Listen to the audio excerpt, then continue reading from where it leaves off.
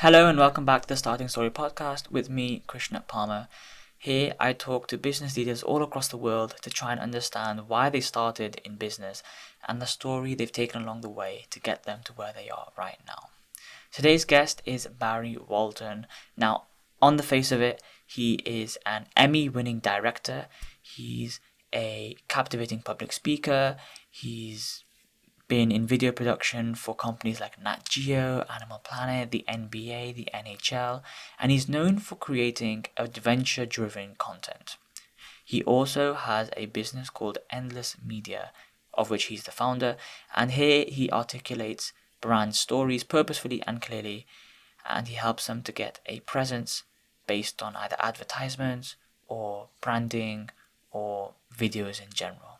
Barry is also going to release a new book called The Unknown Adventure, which takes a dive into some of the more personal aspects of his life, about his growth, about how he navigated challenges, and really about what his meaning is in terms of life. And this conversation is really interesting as I dive into Barry's views on, relationship, religion, spirituality, and overall life growth and success. So this is a conversation that's very entertaining, very interesting, and very deep. And I'm sure you'll learn from it and find something that you can take home with yourself. Thanks so much for joining me on today's episode. Let's dive in as I speak to Barry Walton about his starting story.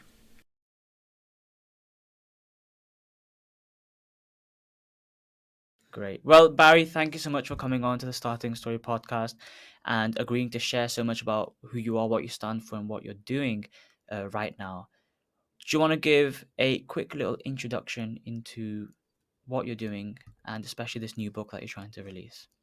Yeah, no, again, super happy to be here. And right now I'm kind of in the middle of going around meeting individuals like yourself and kind of connecting and sharing some of the positive stories from the book. Just to kick it off with the title is The Unknown excuse me, just to kick it off, the title is The Unknown Adventurer. And I wrote the book primarily to kind of give people a front seat adventure and travel experience to some of the things that I did, but even more so to inspire people kind of to live their dreams, to kind of go out and find a fulfilling life for themselves and kind of get unstuck even at some level when life sometimes kind of becomes challenging Mm, and some you might have developed habits of feeling like you can't do it or it's not possible for you. And I think my book talks a lot about the fact that like I definitely did not grow up with the can do mentality. In fact, I kind of got beat up in my younger years with kind of some failures up front as a very young kid in the third grade, which I'm happy to talk about at a later date. But right now I've just been working to connect with people like yourself and share kind of some of that story and just share a little bit about my work and hopefully inspire people along the way. yeah, absolutely. Well, like I was saying before, the stuff I've read up about you from your website, about, from articles, it's a lot of work that you've done and it's very interesting. I think videography is something that isn't always easy to get into. And clearly you have a passion for this kind of like high octane, get you feeling, that emotional but also still high octane videography. And you've done a variety of things from advertisements, but then also the high race, I think it was called, or ultra high. Yeah. Um, which is something I've never heard of, which is exactly why we need videographers, right? To bring kind of things that people have never heard of back into exposure. So do you want to talk a little bit about when I was reading up about you, it said that you had a car accident and you kind of fell in love with God, right? Now, I only want to briefly discuss this, so if you could do that. But I feel like it's important for when we move further into, the book, what you stand for. I think it's quite important for you to mention what is your relationship with God and how he helped you at that time. Yeah, no, that's a very important piece of the book. And actually it kind of on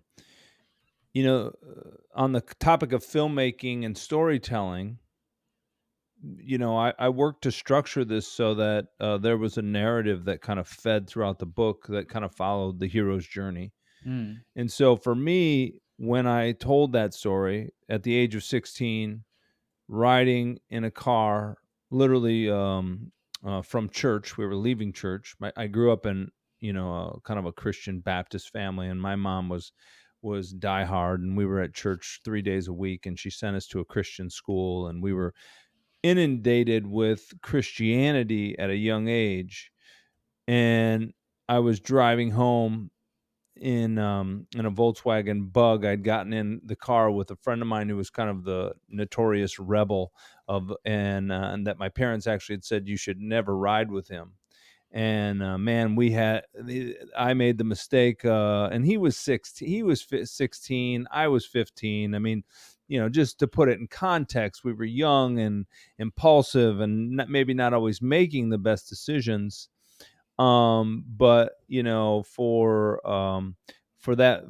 him, when I said, how fast does this car go, and he said there's only one way to find out, and he hit the gas, and the next thing I know, we're roaring through this country road that he doesn't know, and came up on some curves, and we rolled and crashed the car. And literally, I to this day, I think it's miraculous that we both survived. I'm Mm. amazed. I have one picture of the car. There were more, but I've lost them. But I have one picture that remains of the car that's actually in the book, and it rolled 3 times, and he got thrown out of the car. And when I got out of the car, I couldn't stand up. I had injured myself. I'm pretty sure I injured my back severely. Um, Gosh. and I still have some issues, but I do believe that God healed me in some regard. But I walked out of that car, and he was thrown and laying face down on the pavement, and I was crawling on my hands and knees to get to him. And I remember just laying on my back and turning up to the sky and praying to God, like, save me, save me. Yeah. I'm too young to die. And I was kind of in pain. I think they call it shock. I was in a sort of a shock.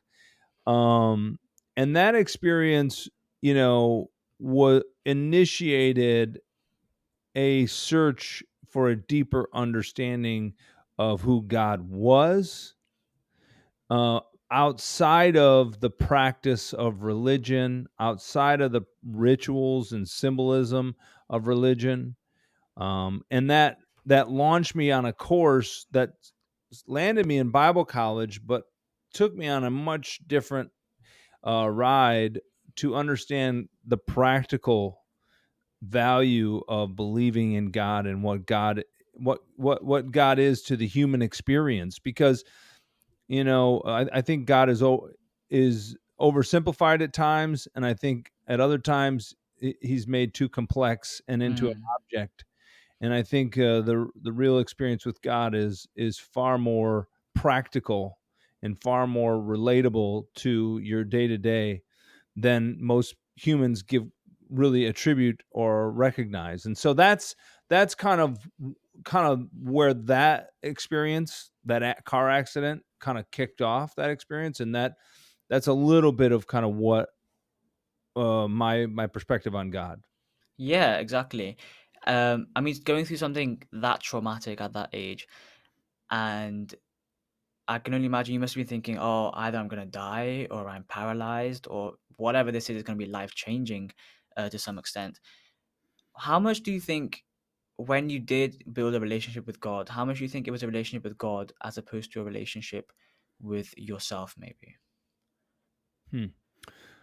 Well, I would say I think it's a little bit of both. Hmm. And life is a little bit about understanding who you are, Yeah. and reflecting, and there's a famous kind of philosophical statement that know thyself. Yeah. you know when you go through life, it is very important as you go through life that the person that you understand and know the most is yourself, right? Mm-hmm. So I do think that's a big part of it. But I also believe, and for a long time I studied and practiced Buddhism. And, part of my documentary that you mentioned up front, the High documentary, and then the Ultra High, which, just side note, Ultra High features Sharon Gaynor, who is from the UK. And Sharon Gaynor is a fascinating athlete who achieved some amazing things. And I saw this woman do do things in the Himalayas at altitude, and I'm talking 17,000, 18,000 feet. That was Oh my. so impressive, and her record is so impressive. So, footnote to yourself: look up Sharon Gaynor. She's a UK woman, and she's a fascinating woman. And also, since I'm on the topic, Mark Cockbain, who won the high the original year, he's also from the UK. So strong connection there in There we both of go. my strong connection there in both of my documentaries of athletes that are out of the UK. The UK is full of just tough people. It's just a tough culture of strong, adventurous people. But my point is, my in my spiritual journey, there was a part of me who spent a lot of time in Buddhism, and in every religion that you practice, or even start to practice, you always have to ask yourself, what is the ultimate goal of this religion? Like, if I took this Hmm. to the extreme, to the furthest point, if I'm going to start a religion, if I took this to the furthest extreme, what is the ultimate goal? And in Buddhism, that goal is a little bit enlightenment, a sense of nirvana, and almost a sense of self deification. Like, you can become a Buddha, which Okay. is the idea that you can become a god, right? Hmm. And I say that to say, your question was my search for God a little bit of a search for self? And my answer is, in part, yes, Hmm. and in part, no. Because the reason that I stepped a little bit back from Buddhism, although the philosophy is beautiful, was the end result was that I could become a god, and I never believed that. And when you take the search for self to the extreme and believe that you can become a deity yourself, I think you're going down the wrong path. And I truly believe that there's a separation between self and God. There's a separation between who you are and something greater than yourself that is both in you, of you, but separate from you. Hmm. And that's a very long answer to a short question. But yes, there was a lot of self discovery in that, which is valuable, and there was a lot of discovery of something greater than myself that I am not, that is not me or part of me. Yeah, I think that's a good point. I mean, don't worry there. That kind of question is always going to warrant a long answer. Um, I love those kind of questions too. So keep them coming. But I just wanted to, I kind of get rolling on ideas, yeah. and I just wanted to bring it back full circle. Yeah, 100%. And I think that's kind of true that asked that question because of course people God can manifest itself for some people as themselves or like their ideal self or who they'd like to be and they can aspire towards that. But yeah, I liked your answer in terms of you it not only did it help you analyze yourself and kind of find what you're looking towards, what you find is your purpose, but then also realizing that some things are out of your control, and to be comfortable with that, I suppose, Yeah. and live a life that way. So you can't, if you, in your own words, if you became a deity, then that would almost insinuate that you have control over everything, which we all know is impossible. So it's about finding the balance between how much you do control and how much you have to live with, Well, and manipulate. and exactly, and Alcoholics Anonymous, people who go to Alcoholics Anonymous to get help for alcoholism or addiction to drugs, the first tenet of that is to admit that you're powerless, Okay. and powerless to resolve this problem and reach out to something greater than yourself. And that's a very humbling thing that few people want to come to, is to accept that you're powerless at some level to the direction of the world, the universe, or something greater than yourself. And to Mm, admit that there is something greater than yourself is a very humbling thing. And then the other piece that you mentioned, like the search for your higher self, I would say that there's a biblical tenet that says that God wants you to receive the desires of your heart. In fact, there's a belief that some believe that you might say that God is the one who kind of placed those desires there. And so, I think to achieve your higher self and to fulfill your dreams, and a lot of what my book is about is that very thing, is to recognize that in fact, that is part of the goal of life. mm. Yeah, and you're in this constant improvement cycle looking at yourself. your ideal self constantly changes, but you're constantly improving one step at a time. It Um, never ends, never ends. never There's never a ends. point. There's never a point. If you ever are like, I'm gonna achieve it, you're mistaken. It never ends. Yeah, exactly. Well, you took this further and you actually went on to study about theology and kind of God, right? I assume that was like a direct influence of your accident and kind of falling in love with this entire almost exploration journey. Um, but how did that kind of make you feel? Did you kind of get what you went when you started studying this topic? Did you get what you wanted to get out of it? No, not really. No, not at all. I Oh, mean, really? that it's an interesting conversation. I mean, I was young. I was 25. Hmm. Well, actually, I was when I went to college. I was 20. But my search for understanding God was not quenched by understanding religion. Okay. And so, what Bible college and the collegiate experience of studying theology really was the study of religious practices, the study of religious doctrine, the study of biblical texts and the meaning of those texts and the interpretation, which did not, for me, it did not feel like an. It did at some level feel like an understanding of God. I mean, I feel like when I read the Bible now, like there's a part of me that feels like I'm gaining a deeper understanding of God. But what I wanted was a practical. I've always wanted a practical application. Like it's Yeah. one thing for me to read a book and say, that says show up on Sunday, or whatever. That's just a generic statement. There's nothing in the Bible that says show up on Sunday. But it's one thing for me to read a book that gives kind of doctrine on practice. It's another thing for me to understand how that applies to my life on a daily basis. Hmm. To the extent of the passage that I gave earlier, which was God wants to fulfill the desires of your heart. You might read that, but what does that mean in practice? And that for me has always been my desire to understand God in practice and understand my relationship with God in practice. And so, to answer your question, for me, Bible college was a lot about studying doctrine. It wasn't as much about the practical application. And so when I left a little disillusioned. Plus, it's easy to get lost between the human experience and the failed experience and the failures of humans, because humans will fail in any organization.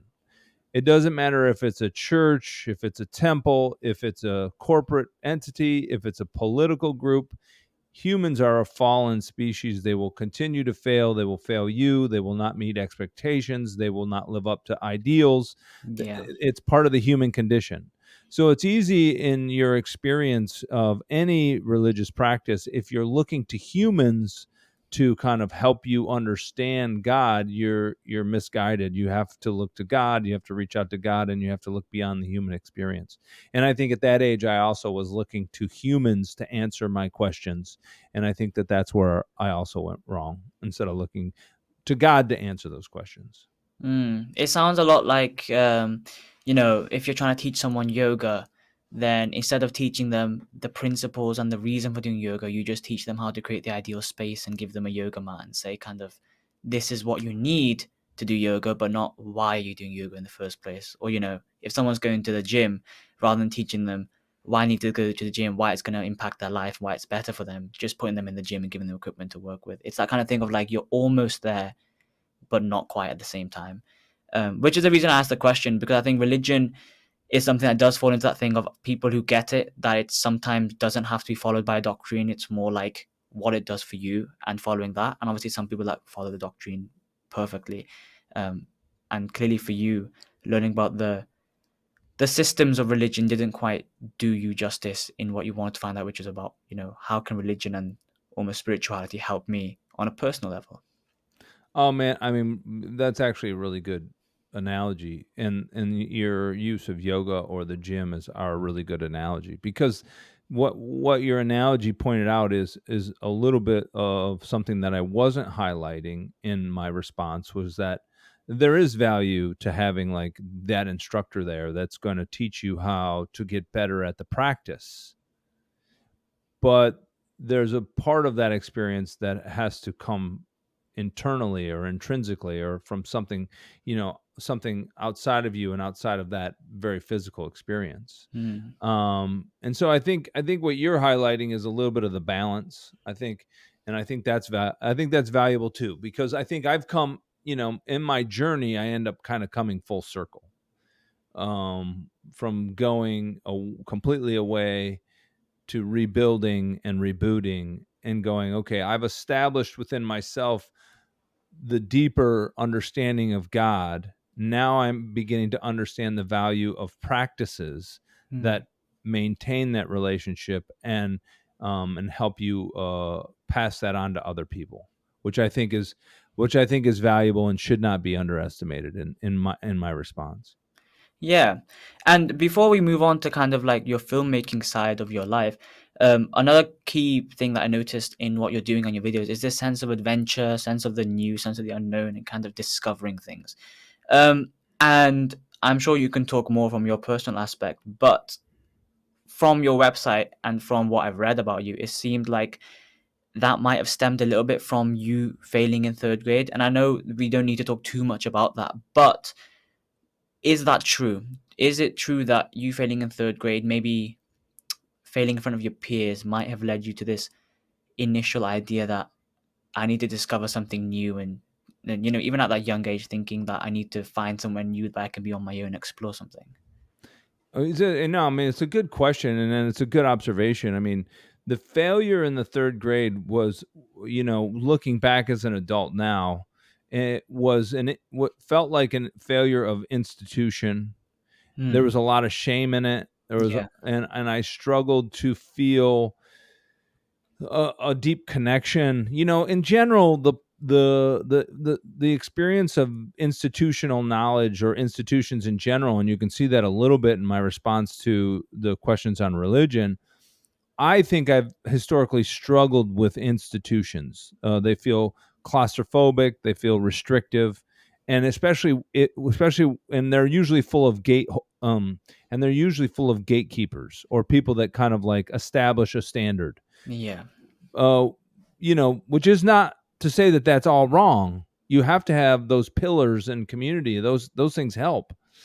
But for me, at a young age, when I failed from that, like I found a certain sense of comfort in chaos. And for me, chaos was going into the unknown. And on a practical level, the unknown was taking adventures. And as a young kid, those adventures were in the woods behind my house, where anything could happen, and I was among nature, I was among the wild, I was among trees and and bushes and wild animals and creeks that ran kind of, if it was stormy weather or the middle of the winter or whatever season it was, everything was always changing, and there was no repetition and routine. There was Everything was kind of like unpredictable, and that translated into my adult life, where I fell in love with that, to almost to a destructive level, because I did it so much in my 30s that I had completely disconnected with any career development. My relationships had kind of like were fragmented. I was kind of traveling and moving so often that I didn't have a strong connection with community. And so it kind of backfired, and it goes back to some of the origins of what I appreciate about Buddhism, was the goal of life is kind of that walk between the yin and the yang, the chaos and order, the known and the unknown. Part of the Mm. reason of this book is titled The Unknown is because it is me going consistently into the unknown and consistently kind of into those places where chaos ruled supreme. So yeah, I do think, and you take that general interest and you add to it the fact that like I was not fitting in per se to the box of traditional culture. I was not following the trajectory that society might want for me. Go to college, get a job, start a family, buy a house, get a car, consume, build, grow. I was I was off the rails on that stuff. I wasn't going anywhere close to any of that stuff. All from like literally until I was like maybe in my late 30s, and I got married and had a wife, and I'm like, well, maybe I need to do this, and this Mm. isn't in the book because this is post the book, but I. A little of it is, and and arguably, I don't know if that's the right decision. Other than you have to feed yourself and your family, so you're kind of forced into that.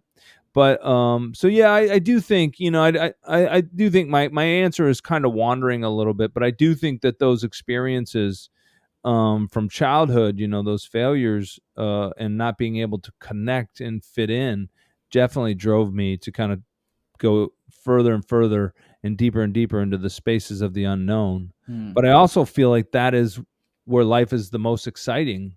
I feel like pioneering is where you discover the things that no one else has discovered. Um, and that also was a deep passion for me. Well, yeah, and it's kind of the walking the line between the unknown, but then also the planned. And obviously, some people like to have everything planned out from a very, from very early on, and that could be career, that could be relationships, that could be family. People like to have planning. It gives them some kind of structure to stick to, right? Whereas you're on the other end going, I almost didn't have a structure. I just went with the flow and kind of took a leap as it came. What would you say were maybe the advantages or disadvantages of doing it that way? There's clearly advantages of, the excitement, the thrill, but then also kind of like exploring and experiencing new things. But then did you ever feel like you were missing out on things if you'd have just planned a bit more? Yeah, no, I think the advantages are I lay out. There were tons of great adventures, tons of great highs, tons of great moments. Yeah. But it was almost it's like anything in life. It almost became borderline an addiction where Okay. I always was searching for the next high, and I ironically, my documentary, The High, was like the furthest I ever pushed myself. And I got, I put myself in a very compromising position up there. I ended up having high altitude pulmonary edema. When I came back, I had some pneumonia in one of my lungs. I still have scar tissue from that pneumonia. Uh, I had at the time. I'm going in. I'll find out if it's still there because I'm going into a cardiologist and checking my heart. But high altitude pulmonary edema is affects your heart, and I don't know the science, the direct science to it, but what I understand, it's fluid around your heart and Mm. issues with that. And I came back and I had like an expanded valve, I think, or something in my heart when they did an the EKG. And different things when I was in Italy because I was living in Italy at the time. Yeah. So that experience may have been near death at some level. I definitely could have been. I mean, I was at 18,000 feet. It was pretty high. It's not the top of the world, but 18,000 feet isn't one to be trifled with. You can't stay up there. Mm. So I was up there for multiple times for long periods trying to film and capture this. I was really pushing myself to the extreme, and that was kind of the height and of kind of my chasing into the wild and pushing into spaces unknown. And that would and throughout my book, those moments would come with like deep lows of depression and a sense of loss and just where am I going? And a lot of my decisions were kind of impulsive, and I didn't have like a solid control on the ship per se. And I Mm. also wasn't dealing with reality. Reality dictates that food and shelter are primary to life. You must have food and shelter to survive on this planet. And so if you're not able to provide them for yourself and or other people that are with you, you're missing a big part of life. And, frankly, there were times on my journeys where I was near homeless. I was kind of building a reputation of kind of almost being what's the right word? Uh, I wouldn't say a dependent, meaning I needed other people at some level to begin to support my dreams Okay. instead of supporting them myself. I had pushed myself so far and ran my funds so thin that I was riding a razor's edge of like complete collapse, financial collapse, right? And not being able to provide for myself those basic tenets that I mentioned. So, I had a moment of clarity that which is a term that drug addicts and alcoholics use, where you come to terms with the realities of your life. And I had that moment of clarity when I was in Italy, and I'd moved there to kind of follow my wife, who I ended up marrying, and I've been with now for almost 15 years. And from Italy, I took that trip. But I had that moment of clarity up there where I'm like, I have to come to terms with reality. I have to stop living kind of on by the seat of my pants.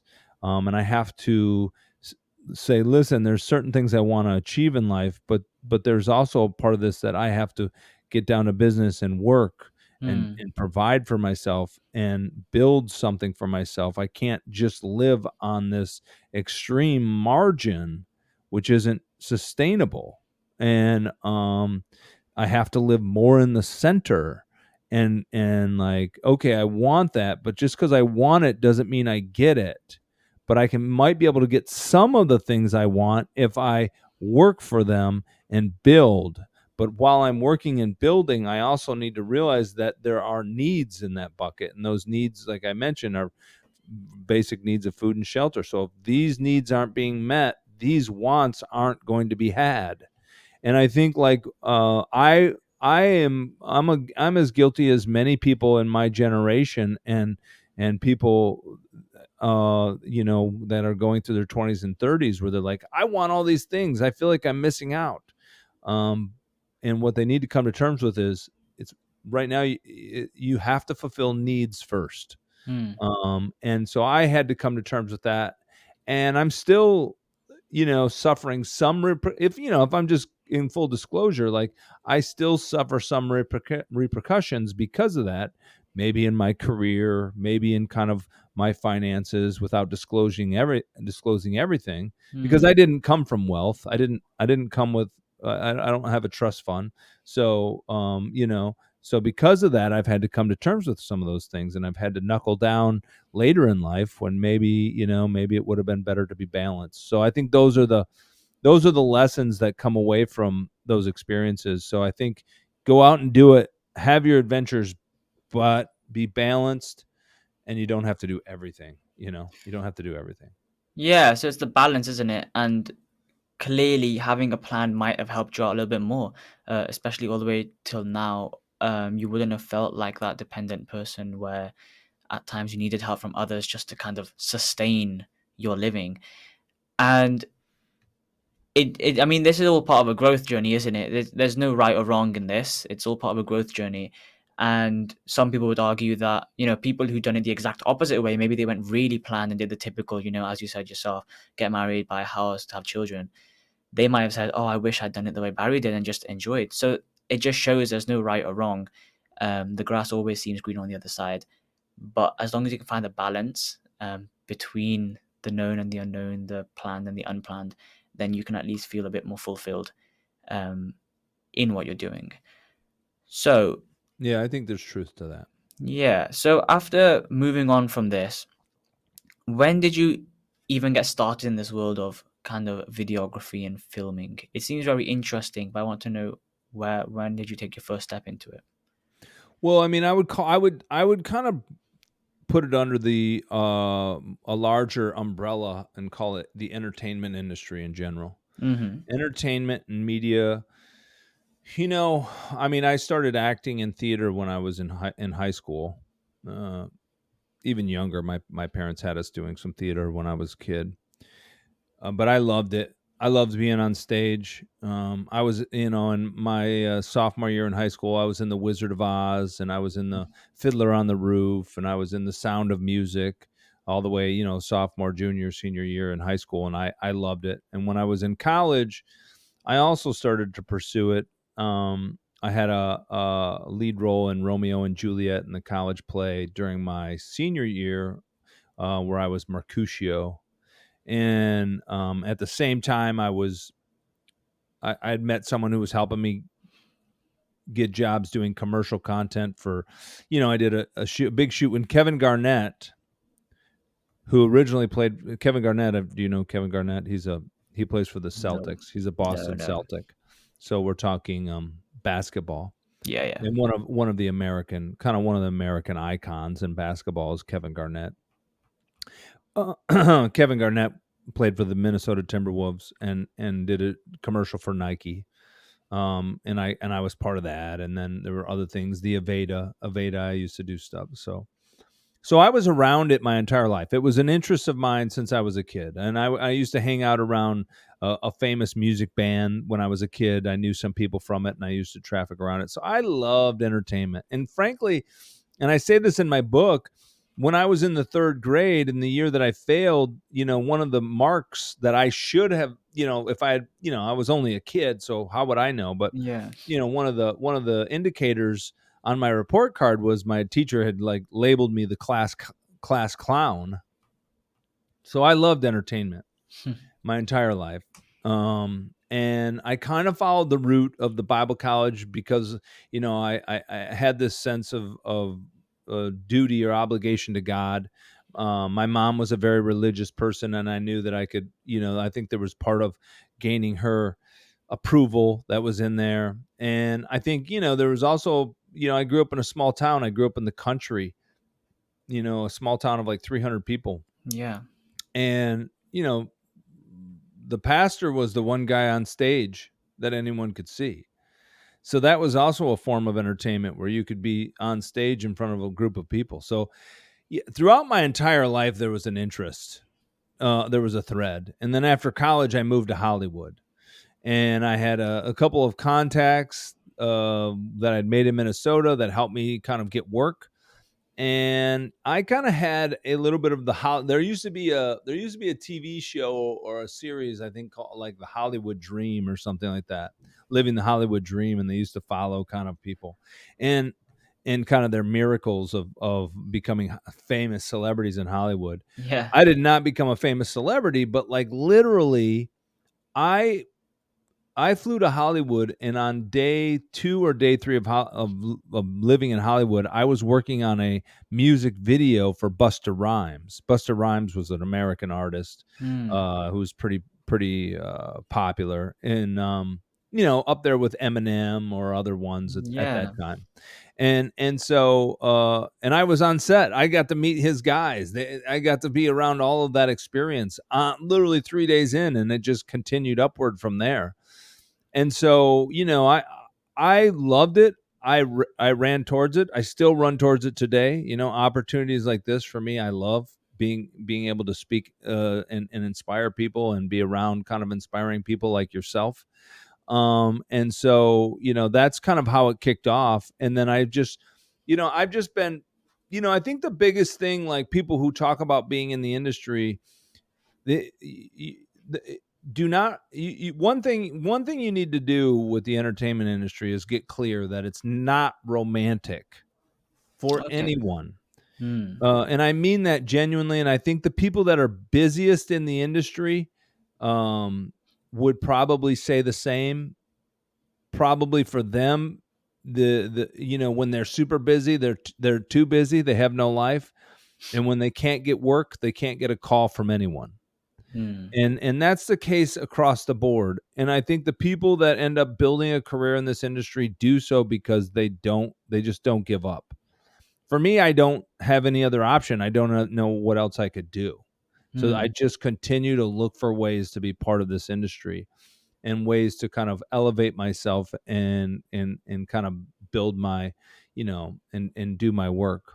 And so, over time, beyond my years in Hollywood, I went on to Nat Geo and Animal Planet, and then I did pro sports, and then I did commercial content for the auto industry, Chrysler, Jeep, and Dodge, and now I have my own company, and we get to do some cool stuff. I'm working on a documentary about an Olympic snowboarder, and I'm going to shoot one of the players of the Detroit Lions team next week. But by and large, those are highlights. met with large gaps of time where I just put my nose down to the grindstone and I just work and I just Hmm. stick it out and I I do tons of stuff for free that I don't get paid for, and I look for opportunities to just stay relevant and stick with it. And that's kind of the story arc of my time in this industry. Yeah. So you kind of followed it after college and using contacts. I mean, it's quite spectacular. You within 2 to 3 days of getting to Hollywood, you were already working on something, which I'm sure not many people can say. Um, but I suppose your kind of ethos and the way you were doing it was just do work, rather than the whole like I need to make money. I think it was more that do work, whether it's with money or whether it's for free, but just keep on doing something. Um, and that kind of would have built up your repertoire of experience so you can improve your own skills, but then also showing other people, even if you've done something for free, showing them your talent, right? So is that something you resonate with, that entire kind of mindset of just do work, do something, if it's free or paid, build up a repertoire, grow yourself, grow your testimonials or your your reviews, or at least your image, and then eventually it will repay you back? Yeah, no, I think if you come from my background, Hmm. a working class, middle class family that did not have any history in the industry. Yeah. I was carving a path that no one in my family had ever done. I think if you come from my background, that's what I know that works. Hmm. Um, was just be willing to do whatever and make sure that you're nice to people, Hmm. and make sure that you are open to you're curious and open to learn new things, and you're willing to say yes, I mean, and keep going. I mean, there's a lot to be said about just getting in there and doing the work, and being an optimist and not being cynical. Hmm. There's another side to that, and unfortunately I can't speak to that side, and but there might be an argument to be said that know your worth and make sure you get paid for your worth, Yeah, that's and true. make sure you're not doing work unless you're getting paid for what you're worth. And Hmm. so there's that argument to be said as well, and I think it's a valid argument. And I've heard it best said around creatives that if you're not going to get paid what you're worth, do it for free. Hmm. Just say, look, my rate is this much, and I know you don't have and I know you don't have the budget for it, and I want to work with you.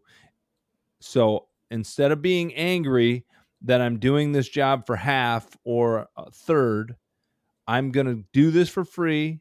I'm going to do this as a contribution to you and your company, and in exchange, I'll hope that it works out. Yeah. Or if you can't do it for free, just say no. Just say no. If you can't pay my price and you can't and I'm not willing to do it for free, just say no. So there's an argument to be said that comes along with, as you mature in the industry, as you grow your contacts, you do have to set boundaries and you do have to establish some guidelines. But I think if you're young and you're just starting out and you want to get in the industry, I think you have to look realistically at the cards that you're holding. Hmm. And by cards that you're holding, I'm referring to like the term of playing cards. And if your cards are not aces, if they're, the two of hearts, you know, go hard with the two of hearts, but don't pretend like you're holding an ace of diamonds. You know what I mean? Yeah. And so, you have to know your cards. You have to play your cards. But as you upgrade and you get better cards, then you begin to establish boundaries. Then you begin to establish rules. And there comes a time as you get older that you have to, I still do work for free especially when I'm slow. And I do it with select opportunities where I feel like I'm being led. And back to my relationship with God, I feel like I'm being led by God to help somebody out. They'll come to mind to me when I'm running or working out or thinking, like, that guy is such a good guy. I just had this recently. I'm like, this guy, I know this guy, and he's doing a financial service for underprivileged people. He's helping poor people um, build financial stability and understand how to manage their finances. I'm like, Nice. and he's doing it. He's the only nonprofit in America. So most financial investors is what the term is for financial investors. Most financial investors, they go for wealthy clients because they want to make money either on helping them invest or on memberships or services or whatever. Yeah.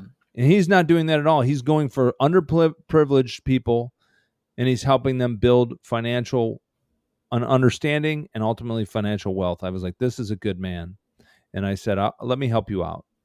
And so that's an example of where I'm helping someone out because the terms are right for me.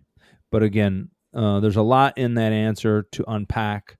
And up front, I was like, you starting out, just get ready to work hard, be open to it. Yeah, well, I have a similar take, and it's not even to do with the money side of things.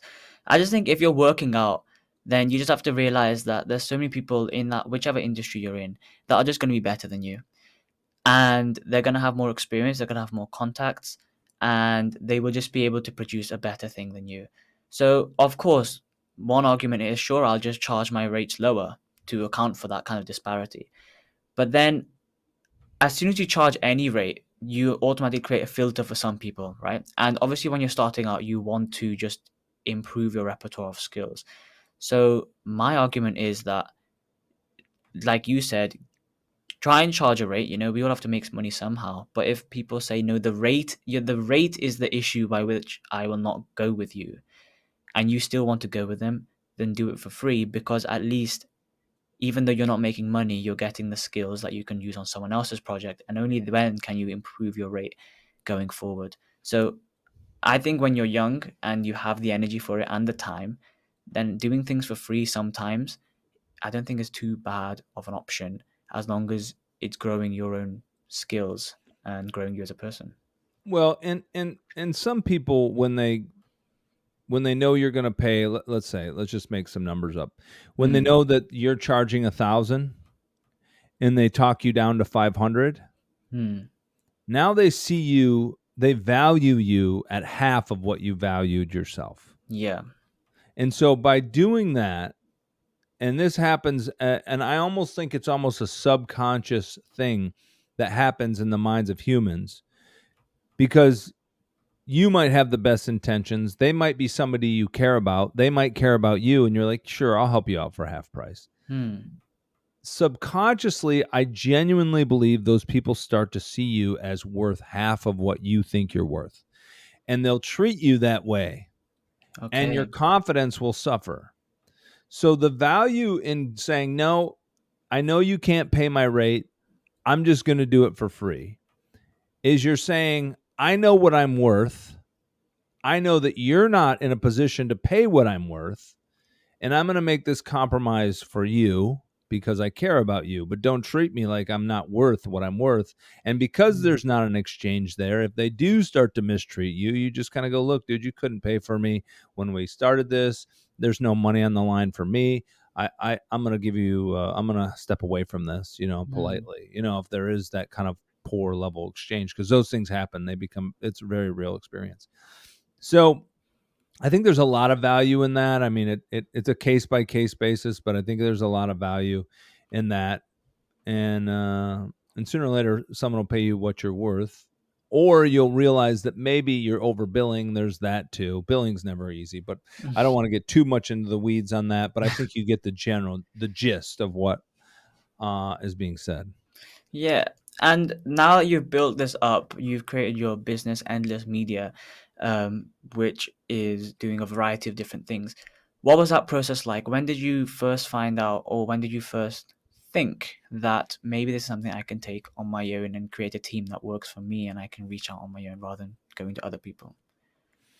Well, I mean, I started my own company first when I was living in LA. I started doing video playback, which is known as DIT on sets.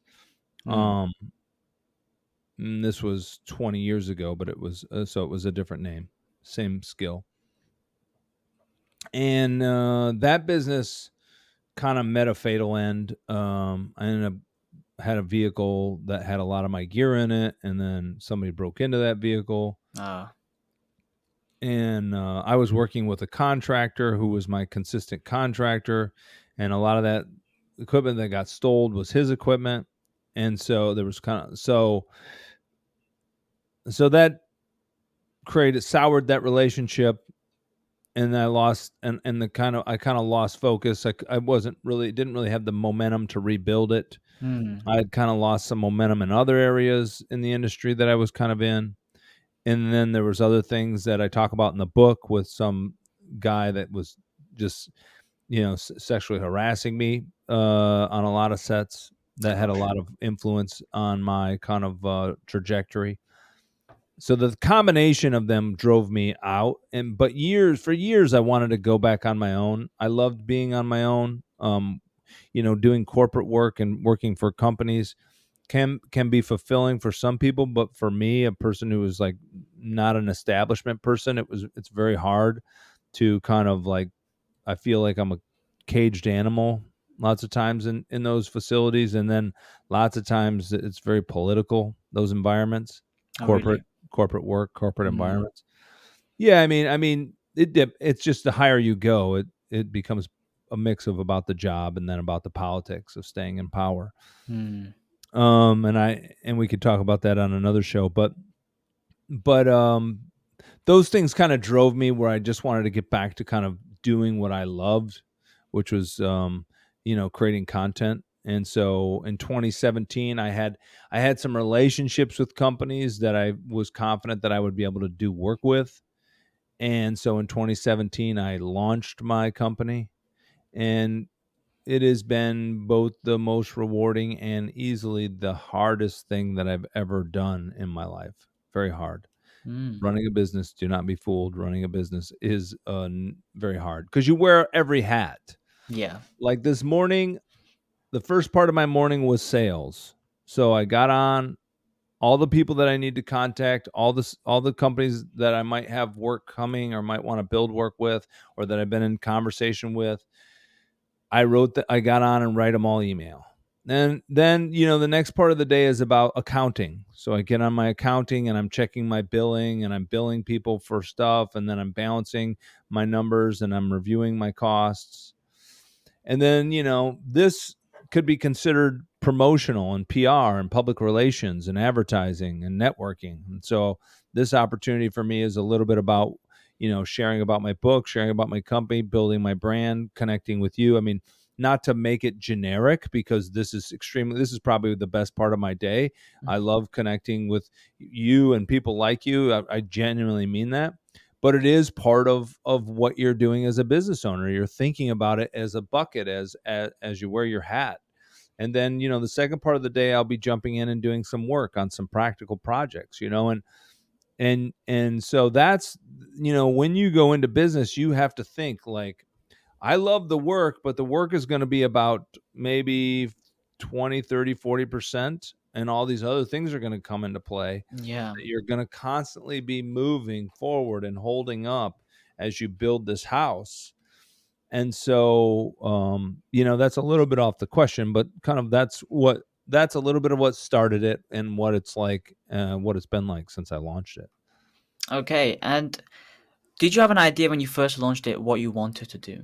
So, did you initially launch it and you're like, I'll just do whatever? Or did you kind of have it sorted out in terms of, right, after doing some experience, after working in Hollywood, I've kind of fine-tuned to some extent what I like working in and what I would rather work in?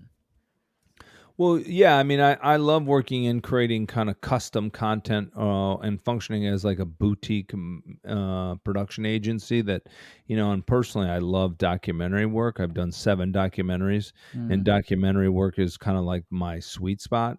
And, 8 years ago, when I started this, documentary work was a very hot thing for companies. They wanted to tell their stories and do these organic documentaries.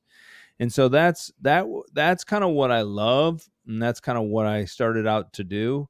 I've had to evolve a little bit from there, and I'm still evolving. I'm watching AI, Yeah.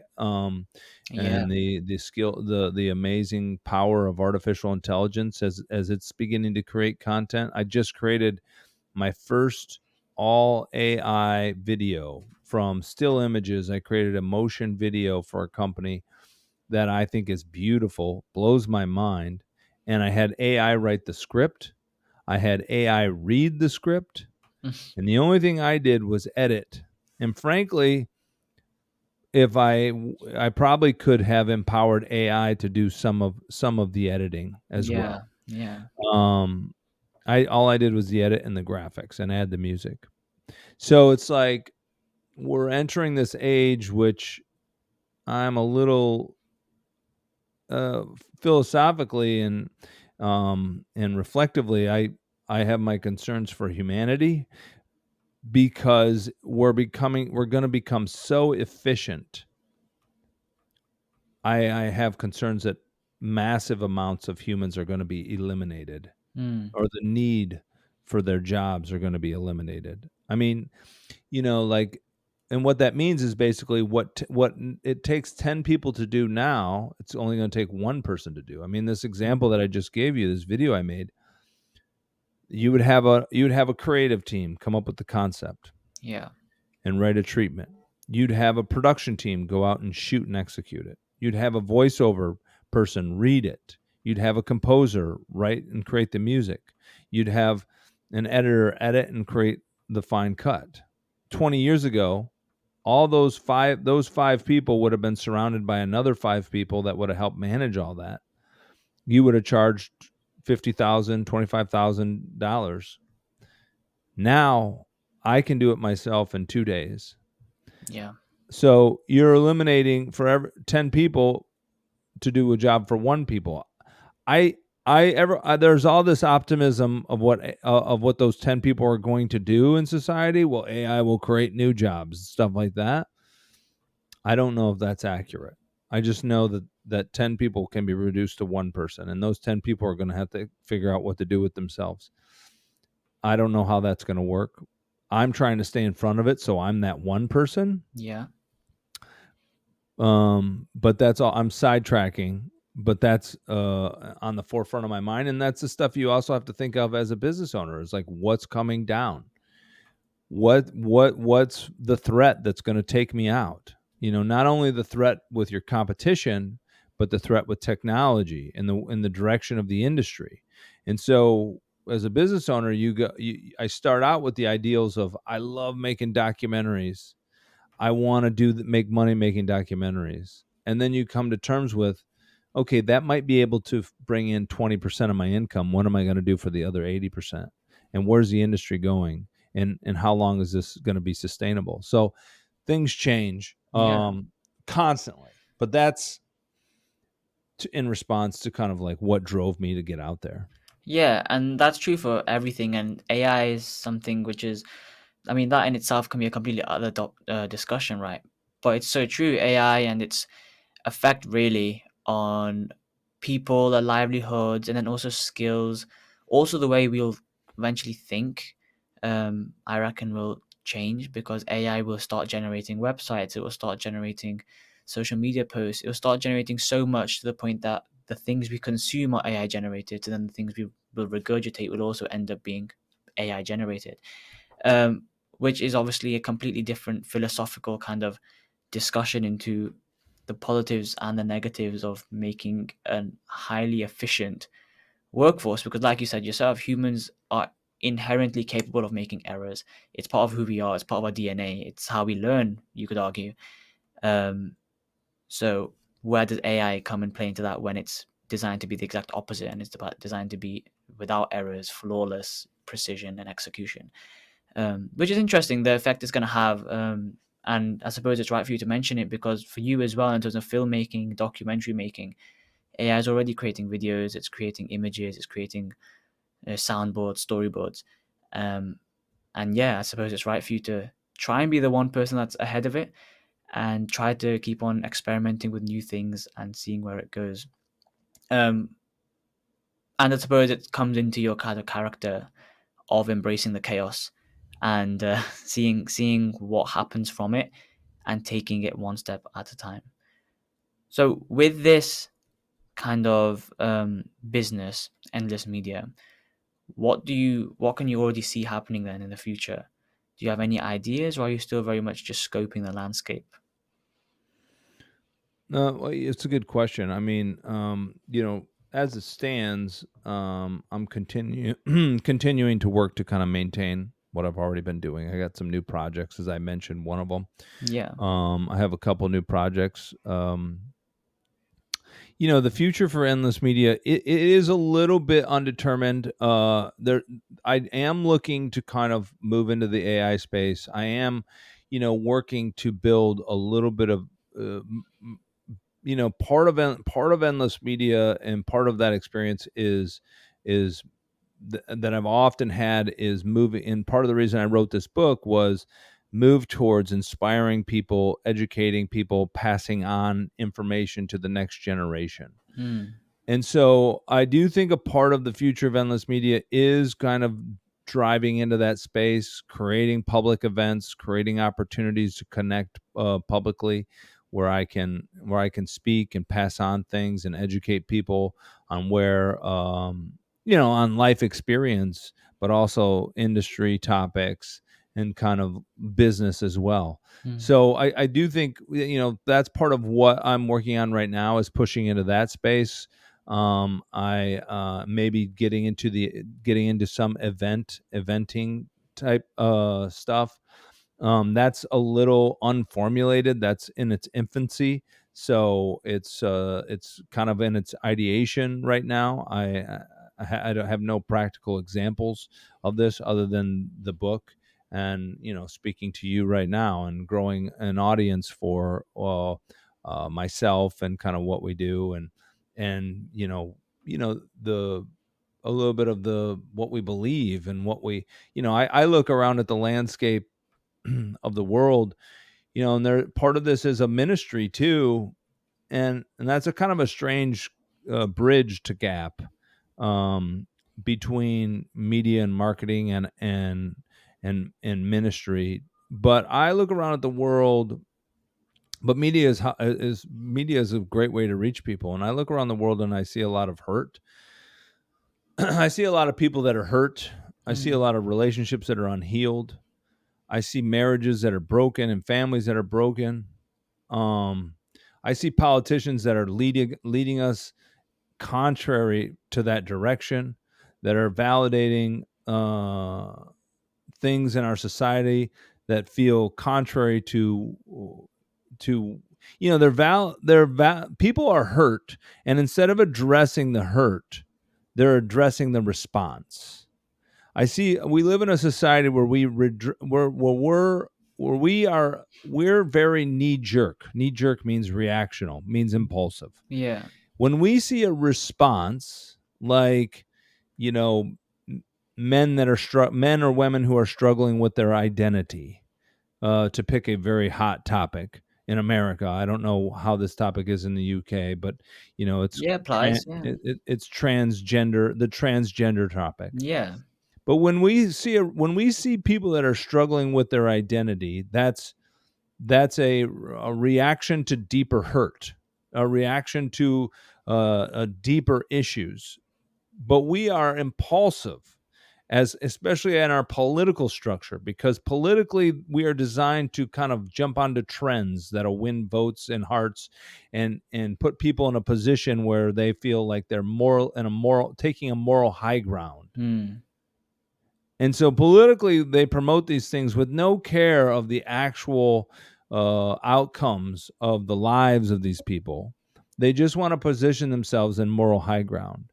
And yet, on the ground level, on the troops level, the troops on the ground that are fighting the war of life, that are working day in and day out to support their families and lift up society and live in a place that they're proud of and get along with their neighbors, on that level, they're seeing this and going, these people are hurt. Many times they're dysfunctional. Sometimes it's a trend that's not even directly related to what clinically is being subscribed. And what I see in this world is this hurt, and I have a deep desire to minister to these people, to bring healing to these people, to give hope to the lives of young men who are out there trying to work and build a career for themselves, and tell people that there's more to this life than what meets the eye, and that there's purpose and meaning that you can derive from a relationship with God. So I think I'm trying to bridge that gap as well, and I'm trying to figure out how I bridge that gap. I'm trying to figure out how my work history in media and marketing can kind of step over into that space. So that's kind of where endless media is, and a little bit more of the deeper meaning and purpose of where I would like to see it go. And don't worry, I totally get it takes time for doing that, because your mission of trying to help people understand life and how it's meant to be lived is not an easy one, because as we've spoken multiple times in this conversation alone, there's no right or wrong. People will have different opinions, and where that one person might like to embrace chaos, the other one might like planned behavior. It's so difficult, I think, when it comes to teaching people about how to live life, or how to at least live life true to themselves, because their definition of success and their definition of self is completely different for every single person. And this is something that I kind of understand more and more as I speak to more and more people, either life coaches or businesses that kind of are non-profits, or businesses that, like yourself, are trying to reach towards one certain kind of I don't know what's it called, like a crowd, or at least kind of resonate with them. It's difficult, and I don't know where I'd start either when it comes to something like this, especially when faced with almost the existential threat of AI, and realizing that as technology and big business grows, if you don't keep up, you just get left behind, unfortunately. And we kind of need people to help those that have been left behind, and bring them back up to speed. So, Well, I let me yeah, interject real quick there. yeah. I would argue, I would challenge you and say, much to our discussion on balance, the idea that there is no right and wrong, it requires some balance. Because if I'm doing an art project, right, Hmm. I might say to my students, draw whatever you want. There's no right or wrong. And that objectively is accurate. But there is something that's beautiful, and there is something that's not beautiful. and Hmm. and there are ways to live this life that are beautiful and exalting and lift up society, and there are ways to live this life that are destructive and tear down society. And so I would argue that while objectively, in some incidences, you can say there's no right and wrong, when it comes to the application of life and kind of how one might live it, there is clearly a right and wrong. There is clearly a Hmm. way that is successful and that will benefit uh, future generations and present, and there are clearly a way that is destructive and will destroy that. Now, on the back end of that experience, to the point of judgment, you might kind of back off and go, listen, I'm not going to judge your life. If you come to me and you need help, and you've been an alcoholic that's destroyed your life and had an affair and left your wife, I'm not going to sit here and judge you and destroy you and tear you down. I'm going to take you for who you are, and I'm going to bring you in the fold, and I'm going to help lift you up. Hmm. And so for me to say you've lived your life wrong your entire life and you're a castaway, no, this isn't about casting people away. Like, I want to bring people in and say, listen, and this is the message of Christianity that I appreciate deeply, which is a message of it. Like I said originally out front, like, you have to play out religion to its end. And what I love about religion is the beginning, excuse me, and what I love about the Christian religion is the beginning is the end, which is the beginning of Christianity is that you're forgiven for everything. It's been done for you. You're a failed individual. You're a fallen individual. And the premise of this is you are not capable to live a perfect life. It's Mm. just not possible. And so you're forgiven for it all. And from here, let's go forward and work towards a goal of living a better life. You walking on a better path, a path that builds family, that builds a future for your kids and your kids' kids, that makes society better, right? That elevates who we are as individuals and Yeah. helps us live up to the greatest of who we could. None of us would sit here and go, terrorism is the best result for anyone, right?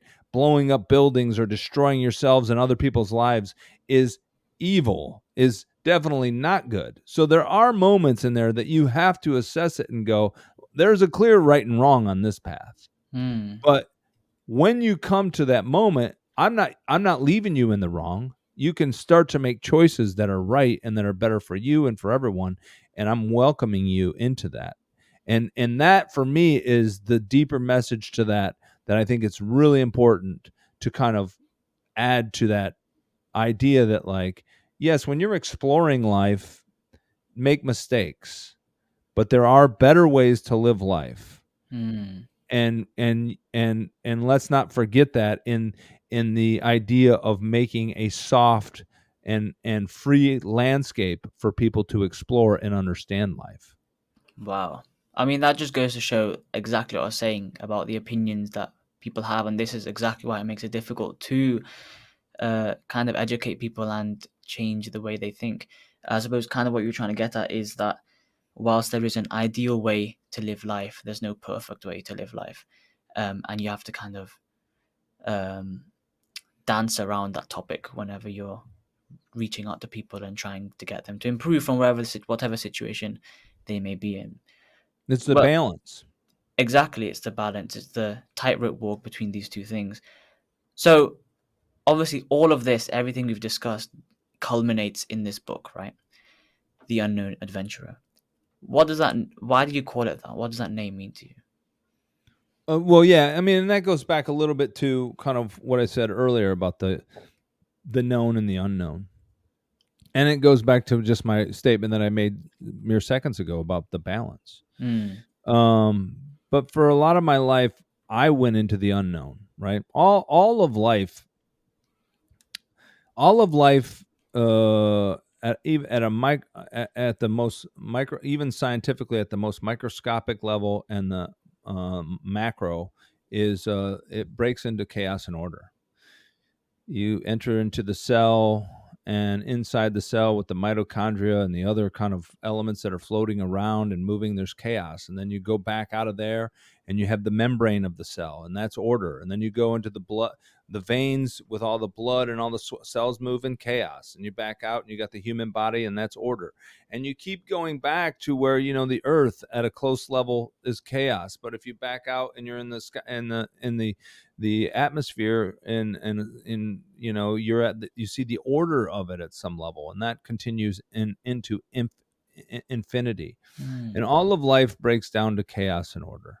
And another term that could be used for that is the known and the unknown. mm. What you know and what is to be learned. Life. Okay. And so that's the title of the unknown, is really me going through basically the learning years of my life, the unknown. Yeah, I suppose it's just a reflection of life in general. Like no one can say life is known. So, the unknown adventure, arguably every single person is in the unknown. As much as people think they have it planned out, anything can happen. You could have an accident. You could have a bereavement. You could have a medical emergency. Everything is unknown. You could have never planned for that. So, The future is unknown, the past is known, yeah, the and the past is present known. the present is directly between the two. Hmm. So you're always traversing into the unknown, but right now in this moment you're living kind of on the divide between the known. I mean, nothing's going to change dramatically as far as right now. I mean, a bomb could hit one of us and that would be horrible and that would be Yeah. disgusting, but that would be unknown. But for the most part, there's stability, and that's known. The building that you're in is not going to collapse. Your chair is going to stay there. Hmm. So you're always in that space, and when you're present, and the goal of life, and again, this is what I love about Buddhism, is the goal of life is now to live in the known, to be present, to live in the divide, I would say, between the known and the unknown, and that's to Yeah. live in the now. Well, your book says it's about exploration, love and philosophy, and life, which I think we've kind of talked everything about. But who would you think is your ideal reader for it? If there's one person that you want to read your book, if there's one person you think your book will optimally help, who might that person be? Well, if you feel disenfranchised by life, if you feel like you can't get past a roadblock in life, that you haven't been able to live your dreams, that there's things that you wish you could achieve that you're not sure how to get there, I think this book will resonate with you. Mm, And if you're a traveler, an adventurer, and a lover of seeing the world, I think it will connect with you as well. And in the midst of this, if you are a spiritual person and someone that has a curiosity about God, it'll connect with you. So I think there's a threefold aspect to this. I think it stimulates the mind, the body, and the soul. This book does a little bit of all of that, and I think so. I think there's a little bit in there for those individuals that feel that they live in that space and have and want to learn and want to take a great if you want to take a great adventure with me, join me in this book because we're going to go on an amazing ride. wow. Well, it sounds super interesting, and I'm after speaking to you, I can only imagine the layers and the depth it goes into because, on face value, you're someone who creates videos and edits videos, right? That's your face value. If someone wants to search up your name, that's what they'd find.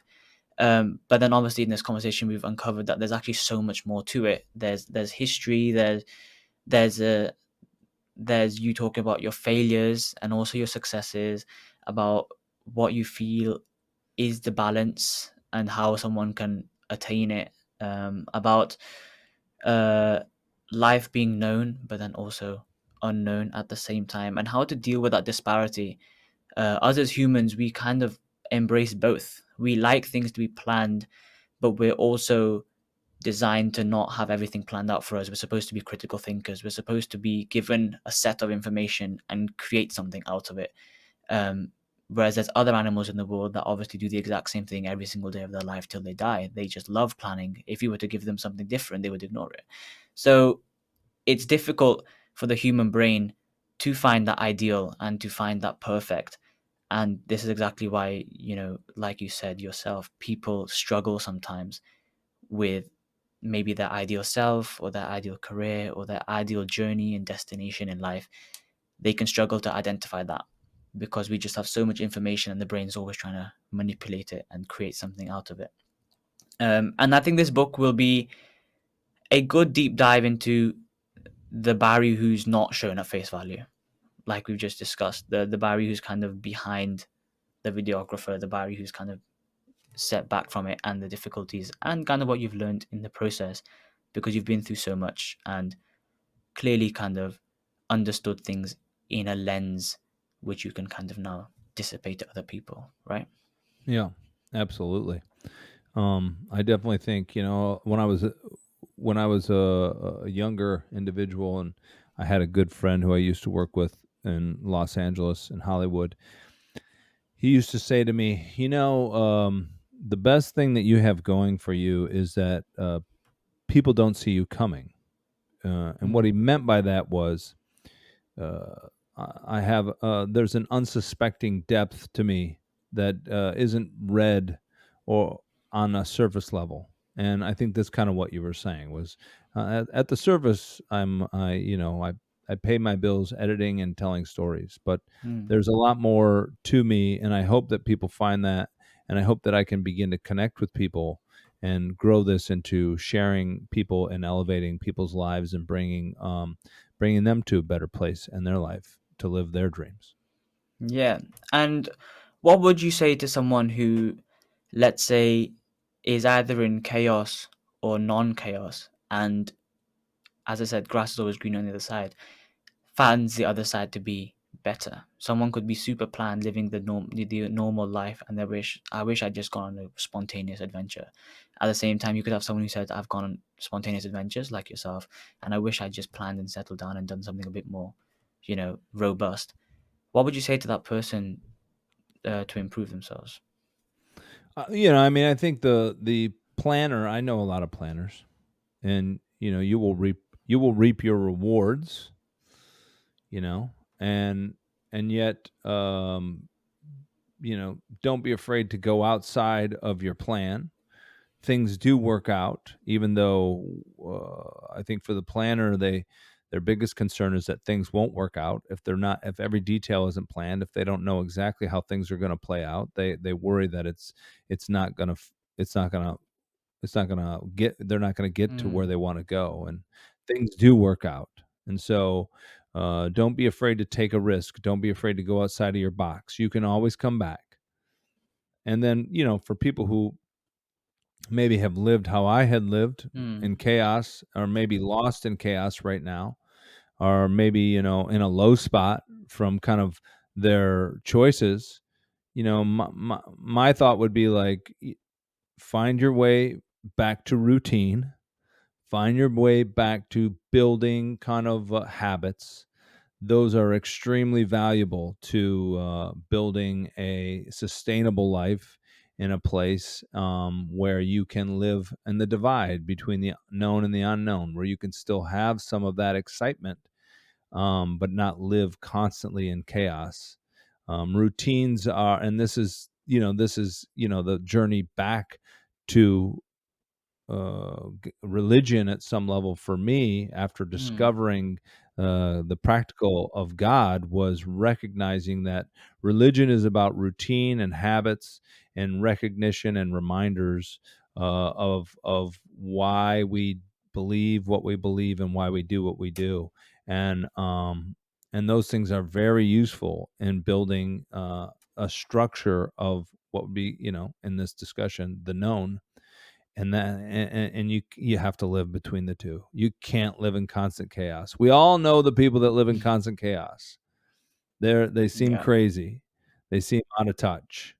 And we all know the people that live way too much in order. They seem like they are controlling way too much, and they're not managing their boundaries. They want to control you as well. And so it's that space in yeah. the middle. Well, this conversation has been super insightful for me, at least, because, like I was saying before, after reading about you, um, I just thought I was gonna have a normal conversation about what it's like to start a media business and grow it. And then I read about your book, and I was like, wait a second, this isn't just how to start a media business 101. This is a lot more than that. I was like, this conversation is going to be a lot deeper than I expected, and I'm glad it has been, because I find it really interesting when I can find out, like I was telling you right at the beginning, I find it really interesting when I can find out what someone stands for rather than the thing they've just created. um, I like to find out what is behind the facade, the online front, the business front, that kind of thing. What does that person think about? What do they think is their personal missions? Um, and yours are clearly something that I resonate with, and I think you're doing a great job in creating a book like this, showing that what you've discovered and experienced and analyzed in yourself, that kind of self analysis, trying to show it out to other people who maybe aren't fortunate enough to have either experienced what you have done or to have given the time to self analyze, which you have been able to do. And I'm sure this book is going to resonate with a lot of people. They're going to find something they can really improve with when reading it. Awesome. Yeah, man. I hope so as well. And I would encourage them. And the link, hopefully you have a link you Mm, can share, and you can find it on Amazon and Barnes and Noble, but Amazon, it should be in Amazon in the UK as well. Or you can find it on my website, or reach out to me directly, and I'll set it up so I can ship yeah, you a copy. amazing. But Well, yeah. Barry, thank you so much for sharing so many things. I feel like every single thing we talked about could have branched off into its own episode just because of the sheer breadth of what we've discussed. But I feel like we did a good job of getting a good lay of the land on what you're doing, what you work for, and really what it means to kind of, apart from business, what it means to be human and what it means to navigate this thing we call life, where we never quite know what's going to happen. We never quite know what the right thing is, um, or at least what the perfect thing is at that time. And as I said, as I've said to a lot of other people, whenever I hear from someone that they want to change someone's life or they want to teach someone something, I'm always in awe, because more and more every single day I realize just how varied life is, just how spontaneous but sometimes non-spontaneous it is, and just how difficult it must be to educate someone on how to live. Right? I just feel like that term in itself, educating someone on how to live, is something that is super super difficult, and I commend anyone who attempts to do so. So again, thank you so much for coming on, sharing something, lots of things so openly. I really appreciate you talking about some really deep topics, some really interesting topics. And when the book is out, maybe in a couple of months' time, I'd love to have another episode with you to see how it's going along, and if you have any new ideas, if you have any new mindset changes that you'd like to talk about. Oh, I'd love to. I will definitely have you in my list. Feel free to reach out anytime. And yeah, let's do this again in the future. And there we go. That's our episode done with Barry Walton. As you can see, a lot that was covered there, and you kind of see the deeper side to someone who, on the face of it, is a very successful entrepreneur and someone who, is running something quite well. You can see the problems he's faced as he's growing up, and even the problems he faces right now, and the ways he wants to solve them, in terms of his spirituality, in terms of teaching other people, in terms of advising other people, in terms of making sure he's creating videos that ultimately reach up to the goal of helping other people in whatever it may be. So thank you so much for joining me on today's episode. I hope you found something that's really interesting, that resonated with you, and that you can take home and maybe reflect on. If you want to keep on listening to more episodes like these, then just give this a follow, and I'll keep on making sure to get more and more better guests on and get better stories for you guys to enjoy. Thanks so much for being here today. I look forward to speaking with you in the next episode.